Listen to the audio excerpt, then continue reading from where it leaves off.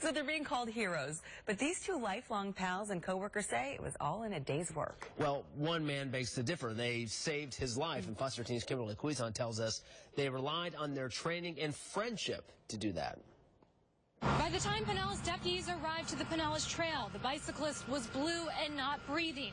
By the time they were finished, he had a pulse, and now they're hopeful he'll make a full recovery. It's a special bond when you get a chance to grow up with somebody, and then you get to work every day with them, too. For 40 years, deputies Jim Miller and Harry Harris have had each other's back. You just know each other very well. The two grew up in the same neighborhood, and for years, they patrolled the same streets in Pinellas County. It's great working with Harry because I know I can trust him.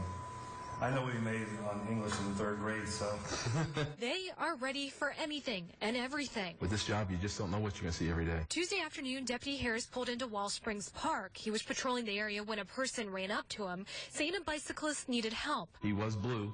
He wasn't breathing, and we didn't have a pulse. The bicyclist was 58-year-old Joseph William Hayes Lemer of St. Petersburg. He became disoriented when riding, pulled over to the side of the trail, and collapsed. As Deputy Harris evaluated him, Deputy Miller ran over and suggested CPR. We stopped the first 30, took the pulse, and then there was no pulse, so he continued on the next 30. The two performed the life-saving technique for about 2 minutes. It wasn't until they stopped that they noticed Lemer had a pulse. He was rushed to the hospital. We went and checked on him about an hour later, and he had a tan-type complexion that was completely different. For these two friends and coworkers, it was just another day at work, but it was one of the most rewarding they've seen in a long time. The most important thing we do, we protect and serve, and yesterday we got the opportunity to, protect and serve. It was one of the best days, you can have when you make a difference like that in somebody's life. I spoke with Lemer's wife. He's still in the hospital, but she's hopeful he'll be back home soon.